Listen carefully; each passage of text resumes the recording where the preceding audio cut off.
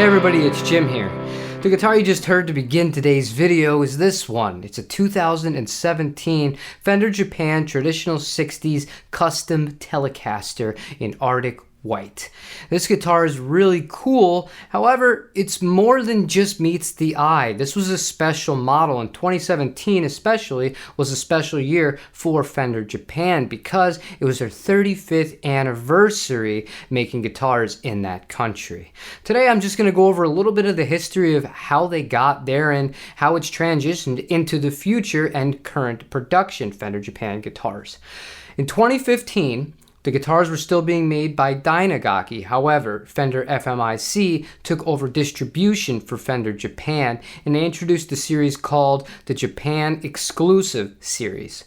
Some of those would be classic 60s, classic 50s, and so on. More traditional style instruments that weren't deviating too much from the prior generation that were also made by the same people at the Dynagaki factory. TL62B would technically be what this was called prior to that, and it led to them saying, you know what, we do have the anniversary coming up. We have somebody that we've hired for other projects in the past that we'd like to have oversee the production of these traditional series and one other series of guitars, which we'll hit on briefly, and his name was Chris Fleming. Chris was one of Fender's senior master builders at Fender's custom shop in Corona, California. The company had a lot of faith in him, so much so that in 2006, when the Mexican factory introduced guitars that are still revered to this day, such as the Baja 50s and Baja 60s Telecasters, you would notice if you go back and you look at those guitars, on the back plate it would say custom shop designed. That's because Chris was one of the people that oversaw production and helped spec the guitars out and made sure they were up to spec and up to his standards. Those guitars were a big hit. So when it came for Fender Japan, back to this guy, in the 35th anniversary for 2017, they hired him to fly over and oversee the production there. Some of the notable changes included how the truss rod was installed, how the fingerboard itself was installed. Also, one thing that's a nice little touch, the actual neck headstock here was finished and they used a water slide detail, the old school way to apply the logo, which has not always been the case for these guitars. On to the specifics of this one though, before we get on to some of the other models that are available and some differences between them at the time and how they've evolved into the modern day traditional twos. This guitar has an alder body on it.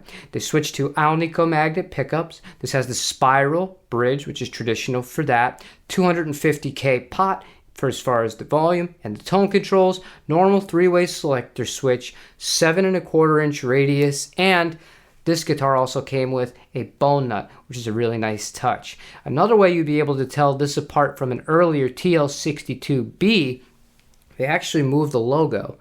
It used to be right here above the neck plate. It would either say made in Japan or crafted in Japan, depending on when and where it was made.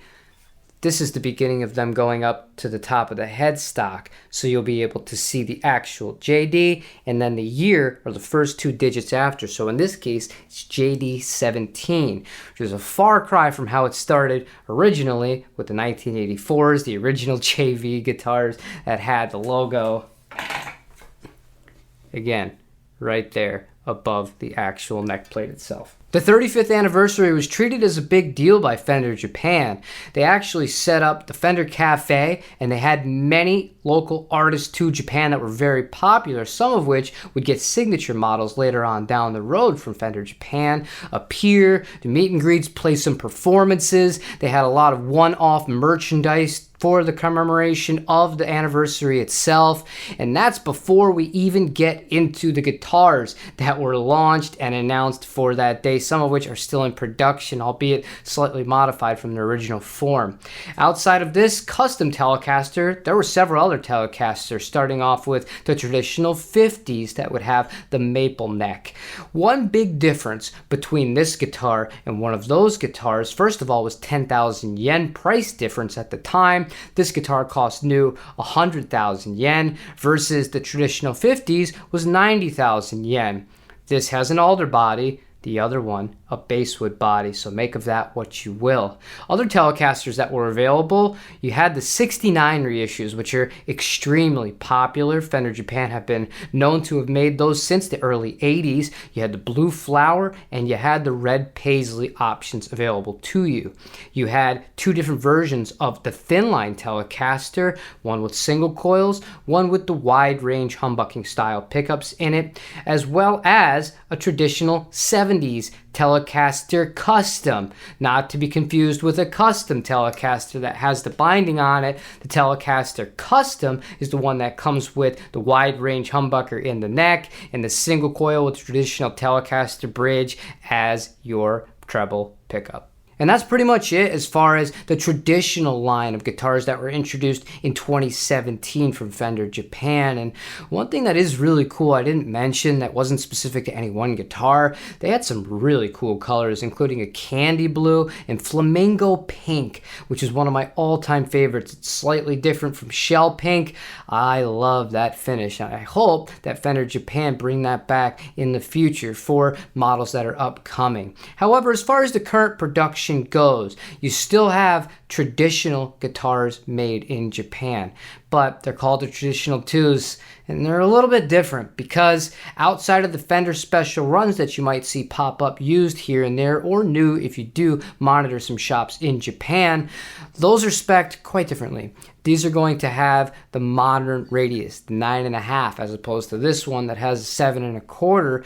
And again, outside of limited special editions from Fender Japan, these are not all going to have an alder body. They're going to have the basswood on them. So one other thing that has changed for the positive, depending on what your thoughts and opinions are on the body wood choice, and I won't touch that today, but you do have CTS and Switchcraft components on all the traditional twos that are made, and I think that that's a really nice touch. And one thing many people who have bought guitars from Fender Japan up until that point outside of special runs have often lusted over. Now it's a reality, and I think that's a really positive step in the right direction. That's all I have for today. I just wanted to make this a little bit different because it's cool to have the original here. This is the 1982 first year made Fender Japan JV Stratocaster ST57, and it's the first time I've had one of the anniversary models, albeit it's not a Strat.